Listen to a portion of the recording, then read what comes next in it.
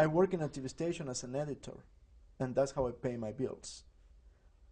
I make movies on the side because that's what keeps me alive. Paying bills is not being alive. There is a big barrier for people who want to show movies, not only for me, but for anyone. Today you need to please boards of executives that run the studios. And this is a big business. The guys who run the studios only want that type of big money maker movies. So there is no room for independent movies. I am completely convinced that this is a great time to make movies, but it's a horrible time to show them. Well, someone has said that if you're not in the distribution business, you're really not in the film business. Yeah. And people don't realize, I think, that distribution is a very important and a critical part of making a film. Because you can make a beautiful movie, but only your friends and family are going to see it. Now, your films have gone to DVD, the ones you've made here, and they've gone into large stores where you can pick things up off the rack, but generally that doesn't seem to have a lot of money that flows back to your pocket. No, not yet. Probably because I made the wrong deals, or I was offered bad deals, or I just didn't know enough to make a deal. The mere fact that you can put a film together and put it in the can is an extremely difficult business project. I agree. So perhaps it is that you don't have the person to talk with who can say, this is the way you do it. Bob Brown up in Michigan knows distribution, self-distribution. And there's a lot of people here who have done four-walling. That is, you rent the Music Box Theater, and you go in for a week and you just see, you show a potential distributor, look, I had several thousand people, look at my receipts, but the risk is all on you. And that's the burden I understand. Yeah. That's the burden facing the Chicago Five right now as they work behind the screens to gain success on the silver screen. Pepe Vargas is back with us. Alex LeMay and Marisol Torres are on location. But Juan Frausto of La Migra, Ricardo Islas of To Kill a Killer para Matar a un Asesino, and Dalia Tapia of Buscando a Leti now join us to tackle the biggest hurdle, distribution. Juan, you seem to have cracked that conundrum. You're having a lot of success in terms of distribution. Yes, early in the beginning, it's always difficult. When I did a movie called Change 10 years ago, distributors usually look for the elements like the violence, the sex, the drugs. And my first film, Change, wasn't any of it. It was more of a personal movie. And then I was told by many friends, you should do a movie that Hollywood wants and you probably will get something out of it. And that's what I did. Drive-By. Drive-By had everything that they were asking for, and pretty much it was picked up for distribution by Artists at Home Entertainment. It did very well in the video markets and also the DVD. Ricardo, you don't want to change some of those elements. You want to have your own creativity. You want to have it on your terms. Well, I don't think that Juan meant that he changed his creativity. Probably he didn't compromise any of his principles. I think what we need to do is we need to find a balance between not compromising what we want to do and still giving the market what the market needs in order to distribute some of our materials. Dalia, you have not compromised. No, I'm going with passion, with love, with the stories that are of the children that I teach. And so with that, I don't know what's going to happen. In terms of distribution, what do you have? Well, I've already been asked by a couple distributors to submit to them.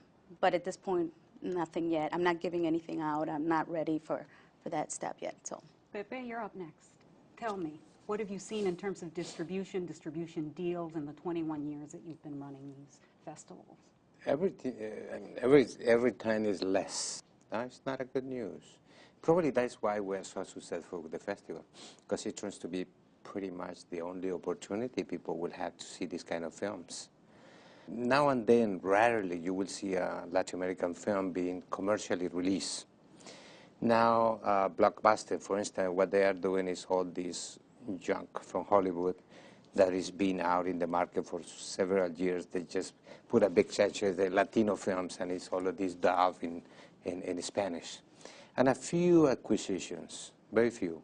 For instance, I seen Juan's films, and a few others, but it's really very few. So what do you do? What's the answer? create your own system. by not only making the films, but actually creating the systems of exhibition distribution by ourselves, meaning like Latinos taking a risk and going into those businesses, and investors also taking a risk on Latinos, like filmmakers like Juan, like myself, and investing in that industry. And also the Latinos, meaning like the businesses, investing in this industry in regards to having our own voice and being empowered. Now, you've all had great success getting funding from businesses. Juan has, you have, Ricardo has. Well, I'm not so sure if I have success with investors coming from the business side, but from the private investors area, yes, I have had. And I think it has a lot to do with what Dalia was saying. If you have a passion when you're selling a story, usually that passion is contagious. So people who put the money, usually they feel contagious by that. Now, the problem is, if you go to Los Angeles, it's a little more difficult to convince people of your passions because those people are very tough business people, and they know exactly what they want. But we're fortunate enough to live in the Midwest, where we can still walk around some, either if they're businessmen or just rich people, who are passionate to listen to our passionate stories, and they might go for it. The Latino population in this country is going through something that might resemble what the African American population went in the 70s, when they started to defy the system with the movies they were making. And they made very interesting movies. And the era that was called the exploitation, the black exploitation films, they really found a niche. And I think it's time for us to find the same niche. And it's not going to come from Hollywood. Hollywood still sees us as pets somehow.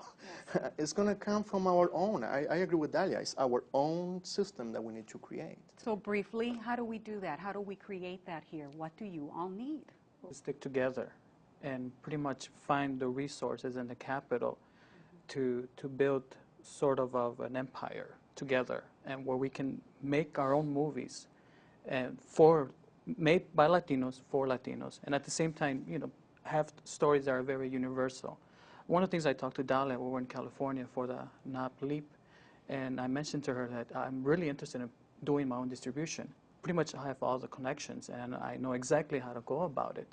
I mean, it's a long hurdle, of course, but with money, I mean, everything is possible. And also, like what they were talking about, it's just believing that you can make it happen, and it will happen. Just the way I made my first movie, I know I can make it. I know I can do the distribution as well. If we're not being included, then we need to do it ourselves. I mean, not that we don't want to be included. No, it's just that, as Ricardo said, we're just being put on the side. Like, okay, well, no, it's time for us to do it, and now, not tomorrow, now. And we are creating a Yes. voice, and it's being heard. Mm-hmm. Not only through my films, but through Ricardo's and Dalia's. And I know Dalia's film is going to make a really great impression when it comes out through the film festivals. And also Ricardo's film, Para Matar un Asesino, looks very well done. I'm pretty sure he's going to have huge success on that movie as far as distribution is concerned. It gives me a lot of happiness, a lot of joy to see that.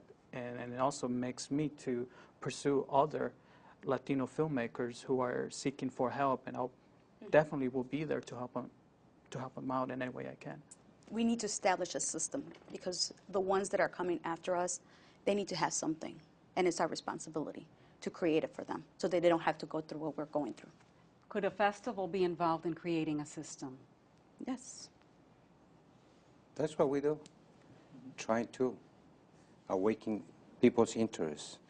And we are not competing against Hollywood. And the reason being is nobody can compete. It's so powerful.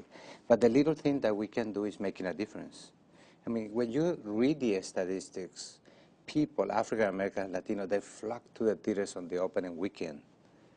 And the cry is why they don't do that when a Latino film is released. Because it's released without the advertising campaign.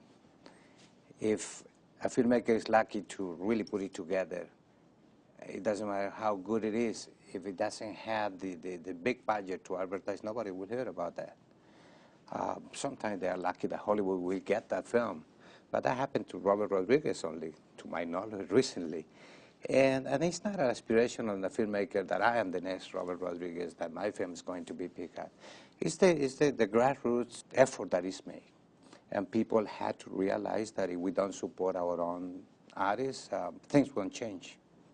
Well, And this it's is happening. now. It's happening. It's It's happening. right now. I'm very happy that in Chicago there are filmmakers who otherwise people believe it's not possible, and everything is start running to the East Coast, a few, and then West Coast, the great number, dreaming about Hollywood, which is a mirage, because out of the hundreds who go there, one will make it, and it's a miracle for him or her. So stay where you are and be really loyal to your belief, because that's what will take you away from doing nothing and really making happen and realizing your dreams. And success is not measured by the amount of millions of dollars that you make. It's by how happy you are by the contribution you are making. Whether it's little, but yet it's a contribution. It is important for whoever makes that little contribution. And some people make it big. The problem is, people measure success with the amount of millions that they make. Well, it pays It's the wrong. bill. It's wrong. I mean, you are happy because you are accomplishing something that you dream about, and you made the effort, and you were able to get people. And when they accomplish this little dream by making a film, that is a big success for anyone.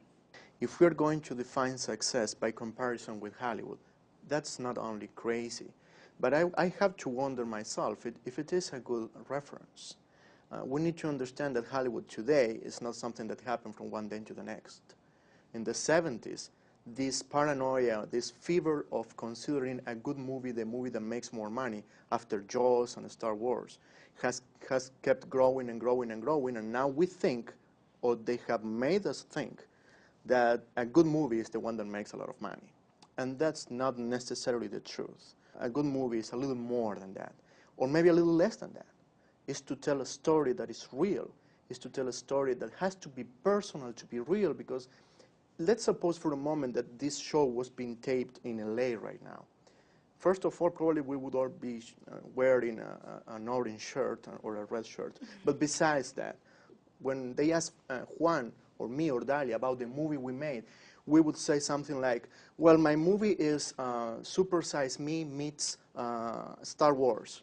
They don't talk about life. They talk about movies they saw and how they combine the movies they saw to make another movie. It's a remake of a remake of a remake. I mean, they had to release 10 years later Jaws and Star Wars and E.T. Why? Because, I mean, they had no brains. To recreate a new product, what they have is money. I cannot be sitting here in the Midwest in this show and say that all the writers in Hollywood are brainless. I cannot do that because that doesn't make sense. Hollywood doesn't have full-time writers. It has full-time marketing staff.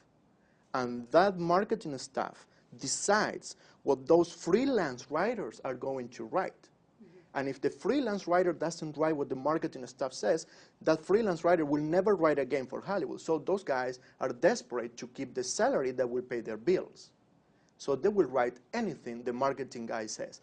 If we're going to keep trying to measure our success in comparison to that industry, thank you, I pass. Thank you. And here in the Midwest, we have a scenario where there's a lot of potential. And that's where I say, there's a lot of room for growth. We're not ruled by the laws or how it works in LA, nor West or East Coast. We actually have the freedom, actually, at this point, to create, to establish. So that's where we're at. And on that note, I'd like to say, here's looking at you kids. Have a great showing.